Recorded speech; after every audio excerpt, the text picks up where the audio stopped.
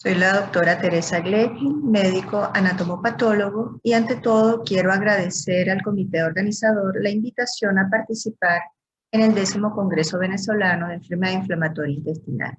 Me corresponde hablarles sobre el papel del patólogo en el estudio del paciente con diarrea crónica. La agenda está estructurada de la forma siguiente.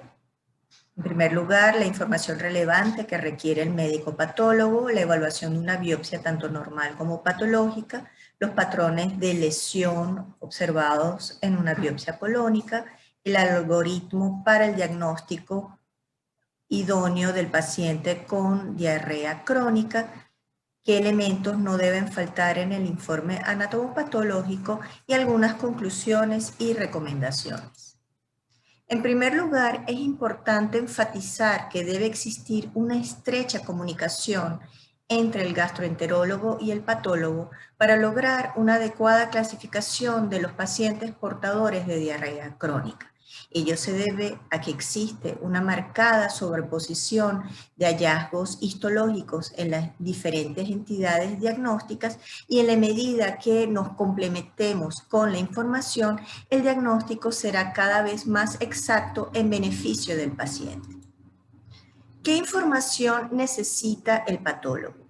En primer lugar, una información clínica detallada, las características de las evacuaciones, si son evacuaciones líquidas, si son evacuaciones con sangre, si el paciente tiene antecedentes de viaje, sus antecedentes personales, sus hábitos psicobiológicos, antecedentes familiares.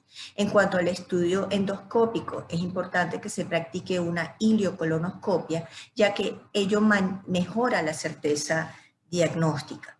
Es importante establecer también el tipo de lesión, si es focal o difusa, y las características de las mismas. Al momento de tomar biopsias, estas deben ser colocadas en frascos separados que contengan formol tamponado y adecuadamente rotulados. Se recomienda tomar por lo menos 2 biopsias por 5 áreas del colon, incluyendo recto e ilion terminal. En los casos de endoscopia normal o prácticamente normal, se sugiere un muestreo aleatorio, sobre todo para descartar casos de colitis microscópica. En el caso de pacientes con biopsias previas, es importante también valorar la respuesta al tratamiento. Antes de empezar a estudiar las características morfológicos del colon patológico, vamos a recordar algunas características del colon normal y sus variantes y algunos artificios asociados a la preparación al momento de realizar la colonoscopia. El colon normal está formado por glándulas tubulares y rectas que descansan sobre una membrana basal de 3 a 4 micras. Existe un diámetro constante entre las criptas del Lieberkühn y en el espacio intercriptas. Alrededor de cada cripta existe una vaina de fibroblastos y miofibroblastos, y en la lámina propia vamos a observar diferentes tipos celulares como son linfocitos intraepiteliales en una cantidad de 4 a 5 por 100 células epiteliales, o en la lámina propia, generalmente localizados en el tercio superior, puede haber macrófagos como células residentes, células cebadas en un número de 13 en promedio por campo de 40X, eosinófilos en un número variable, ya sea colon derecho o colon izquierdo, entre menos de 10 a más de 30, y por lo general no se observan neutrófilos a menos que los observemos en las luces vasculares. Existen una serie de artificios asociados a la colonoscopia, como son el hallazgo de agregados de células inflamatorias normalmente observadas hacia el tercio superior de la lámina propia. Puede haber edema, focos de hemorragia, apoptosis, regeneración y degeneración epitelial, y como consecuencia de la insuflación vamos a ver pseudolipomatosis, que son estos espacios blancos que observamos en el espacio intercriptas. Vamos a ir desglosando las diferentes lesiones elementales asociadas con la inflamación. En primer lugar, se describen los llamados cambios arquitecturales. Recordamos las criptas del colon normal, tubulares y paralelas. En la medida que se observa irregularidad y distorsión de las criptas, ramificación hacia su porción basal, acortamiento de las criptas, estamos en presencia de alteraciones relacionadas con cronicidad. Cuando vemos criptas acortadas, esto se produce en respuesta a un proceso de tipo degenerativo y regenerativo. En esta imagen característica de una colitis ulcerativa, vemos los cambios anteriormente descritos. Otros hallazgos son cambios a nivel de la superficie y modificaciones epiteliales. El epitelio de superficie puede presentar modificaciones de tipo pseudovelloso, en la cual hay un aumento de la distancia intercripta, puede haber erosiones, ulceraciones, depósito de fibrina y hemorragia en la superficie epitelial, como vemos en este ejemplo de la infección por Clostridium difficile. En cuanto a los cambios en la lámina propia, estos son los más llamativos y quizás los más característicos asociados a la enfermedad inflamatoria intestinal. La lámina propia luce expandida por aumento en el número de células inflamatorias de tipo linfoplasmocitario y como adicionalmente hay cambios arquitecturales, las células inflamatorias se van a ubicar principalmente hacia la porción basal o tercio inferior de la lámina propia.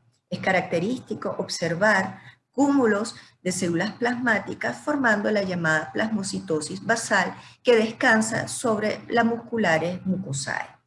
Puede haber cúmulos de histocitos epitelioides formando granulomas, característicamente sin necrosis caseificante en el caso de la enfermedad inflamatoria intestinal, pero hay que recordar que los granulomas pueden asociarse también a diferentes etiologías como son agentes infecciosos, sobre todo la tuberculosis, otras infecciones de tipo bacteriana, parasitaria, cuerpos extraños, etc. Otro elemento importante en la lámina propia es la presencia de neutrófilos, los cuales vamos a observar tanto en la lámina propia, permeando el epitelio de las criptas y formando abscesos crípticos en la luz de dichas criptas, como vemos en la imagen de la derecha. En cuanto a los cambios en el estroma, se describe el aumento del espesor de la lámina basal, que como les mencioné, normalmente no supera las 4 micras, llegando a tener un espesor de 10-15 micras. En el caso de una colitis colagenosa, puede haber fibrosis alrededor de la base de las criptas e incluso puede haber lengüetas de fibras musculares lisas procedentes de las musculares mucosae. En el estudio de la histopatología de la colitis también es importante diferenciar los parámetros de cronicidad y actividad. Los parámetros que hablan de cronicidad son los siguientes: la distorsión y atrofia de las criptas, la plasmocitosis basal, la inflamación mixta difusa, sobre todo en el tercio inferior de la lámina propia, agregados linfoides de localización basal, metaplasia de células Panet en colon izquierdo, hiperplasia de células de Panet en colon derecho, fibrosis y depósito de colágeno y granulomas. En cuanto a la actividad, los elementos que la definen son los siguientes: degeneración y regeneración epitelial, edema, hemorragia, necrosis, erosión, ulceración, neutrófilos y eosinófilos en cantidades variables, y muerte celular programada. ¿Qué significa el hallazgo de granulomas? En el 50% de los casos acompañan a la enfermedad de Crohn, son cúmulos de histocitos epitelioides sin necrosis caseificante, alejados de las criptas, generalmente múltiples y en todo el espesor de la pieza intestinal. Sin embargo, en el 30% de las colitis ulcerativas también pueden observarse granulomas, pero resultado de la ruptura de las criptas por extravasación de mucina. El diagnóstico diferencial más importante ante la presencia de granulomas es la infección por Mycobacterium tuberculosis, Y otros agentes infecciosos que hay que descartar son Salmonella, Yersinia, Campylobacter, sífilis, linfogranuloma venéreo, etc.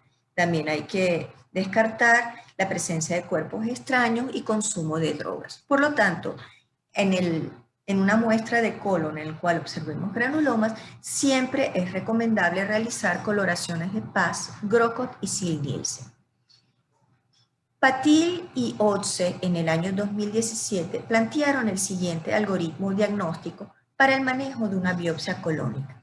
La biopsia colónica puede ser o normal o con artificios como vimos asociados a la colonoscopia o anormal. Y esa normalidad puede ser asociada a desórdenes de tipo inflamatorio o infiltrativo.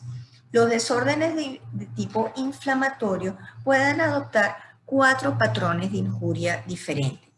Un patrón en el cual predomina el componente de tipo linfoplasmocitario con o sin neutrófilos, un componente neutrofílico agudo, un componente predominantemente eosinofílico y un componente de tipo paucicelular. Como vemos en el diagrama, en prácticamente todos los patrones de injuria, la enfermedad inflamatoria intestinal representa uno de los diagnósticos diferenciales. En cuanto a los desórdenes infiltrativos, cursan con expansión de la lámina propia, con o sin daño arquitectural por células pigmentadas o no pigmentadas. Células pigmentadas, como en el caso de la melanosis o pseudomelanosis coli, por el efecto del uso de enemas de bario, y en el caso de las no pigmentadas, la presencia de lípidos en los xantomas, la presencia de macrófagos e incluso procesos neoplásicos, como la histiocytosis maligna, la presencia de tumores carcinoides o tumores de células en anillo de sello. Vamos a ir desglosando cada uno de los patrones de injuria y ver los diferentes diagnósticos diferenciales. El patrón predominantemente linfoplasmocítico puede estar acompañado o no de neutrófilos y puede cursar o no con arquitectura conservada o no. Fíjense la variedad de diagnósticos diferenciales en cada una de estas entidades, donde tenemos un predominio linfoplasmocítico con arquitectura preservada. Pasamos entonces por una enfermedad inflamatoria intestinal en una etapa inicial, una colitis inducida por drogas, enfermedad diverticular, procesos de tipo infeccioso en una fase resolutiva y, como vemos en esta imagen, lo que observamos en la colitis microscópica, como el infiltrado inflamatorio en el tercio superior de la lámina propia y más de 20 linfocitos por 100 células epiteliales superficiales. Cuando hay una arquitectura distorsionada, es la imagen característica de una enfermedad inflamatoria intestinal florida, la cual se confunde igualmente con la colitis asociada a enfermedad diverticular, que son estas dos imágenes que vemos aquí, que son prácticamente indistinguibles. De allí la importancia de la información clínica y los hallazgos endoscópicos para llegar al diagnóstico certero. Otros diagnósticos diferenciales los vemos aquí en las llamadas colitis asociadas a isquemia, radiación, drogas y procesos infecciosos. En el patrón predominantemente neutrofílico o agudo, se describe que puede estar acompañado por isquemia o hemorragia.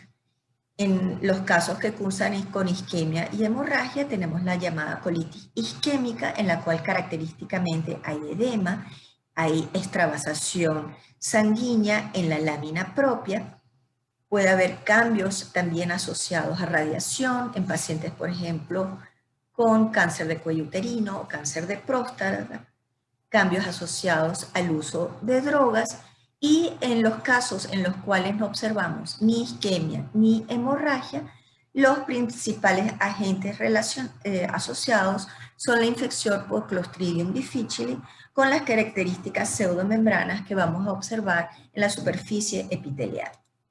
En el patrón predominantemente eosinofílico observamos una marcada expansión de la lámina propia por sábanas de células eosinófilas, las cuales pueden estar relacionadas con procesos alérgicos, con una gastroenteritis eosinofílica ya más bien sistémica, con procesos de vasculitis, por supuesto con infecciones de tipo parasitaria, y en los desórdenes de células cebadas asociados a los eosinófilos vamos a ver igualmente mastocitos que podemos demostrar con tensiones de inmunistoquímica como es el CD117. Finalmente, el último parámetro de injuria es el pausi celular, que implica el hallazgo de prácticamente pocas células inflamatorias en la lámina propia, acompañadas o no de alteraciones arquitecturales. Una de las manifestaciones más llamativas es la llamada colopatía apoptótica, en la cual hay gran cantidad de células apoptóticas en esta entidad y que se va a asociar sobre todo a pacientes que consumen drogas, pacientes inmunosuprimidos, VIH positivo, o que tienen sobreinfección con citomegalovirus, que vamos a observar característicamente en las células endoteliales y estromales. Aprovechando este momento, pues es importante recalcar que siempre hay que descartar la presencia de infección por citomegalovirus en aquellos pacientes con colitis activa refractaria al tratamiento. Un aspecto importante a considerar en la evaluación de una colitis es la actividad histológica. En el caso de una colitis ulcerativa existe una gran variedad de sistemas de clasificación que toman en cuenta la densidad de neutrófilos, el número de criptas comprometidas y la presencia o no de úlceras y erosiones. En el caso de la enfermedad de Crohn también se puede valorar la actividad histológica. Uno de los sistemas de clasificación más utilizados es la actividad histológica global de la enfermedad, en el cual se valora tanto parámetros de tipo arquitectural como cambios citológicos y densidad del infiltrado inflamatorio observado. Otro hallazgo importante que debemos resaltar es la presencia de displasia o cáncer en las áreas de inflamación crónica. Se utiliza el sistema de clasificación de Viena, clasificando la displasia en negativa, indefinida, positiva, para displasia de bajo y alto grado. Una vez que se demuestra la presencia de displasia, es importante el seguimiento idóneo del paciente, tomando 4 biopsias por cada 10 centímetros del colon y muestreo de cualquier lesión atípica. ¿Qué debe contener el informe anatomopatológico? Debemos resaltar la presencia o no de lesiones mucosas tempranas, la localización y extensión de las lesiones observadas, si hay cambios estructurales y cuál es la naturaleza de dichos cambios, cuáles son los parámetros inflamatorios relacionados o no con actividad y otros parámetros como ulceraciones, erosiones, depresión mucinosa, metaplasia, granulomas y acúmulos linfoides. Debe gradarse la actividad histológica y documentarse o no la presencia de displasia. El informe anatomopatológico queda resumido entonces de la forma siguiente. Debemos clasificar la colitis para cada uno de los fragmentos de intestino recibidos. Debe clasificarse entonces como una colitis crónica inactiva, una colitis crónica con una actividad histológica leve, moderada o severa y establecer su localización. Estos hallazgos debemos concluirlos como insuficientes o no para el diagnóstico de enfermedad inflamatoria intestinal y si son suficientes, establecer si esa morfología es compatible con una colitis ulcerativa, enfermedad de Crohn o colitis no clasificable, ya sea inicial o post-tratamiento. Y como ya les mencioné, documentar la presencia o no de displasia. Tomando en cuenta toda la información que compartí con ustedes, surgen las siguientes recomendaciones. Es fundamental realizar un exhaustivo estudio clínico de laboratorio y endoscópico del paciente, aunado a un meticuloso estudio histológico, y estos hallazgos debemos compartirlos con el equipo multidisciplinario.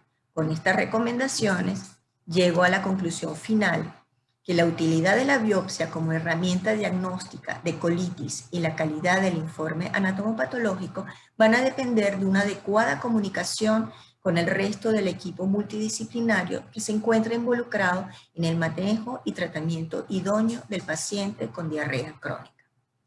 Muchas gracias.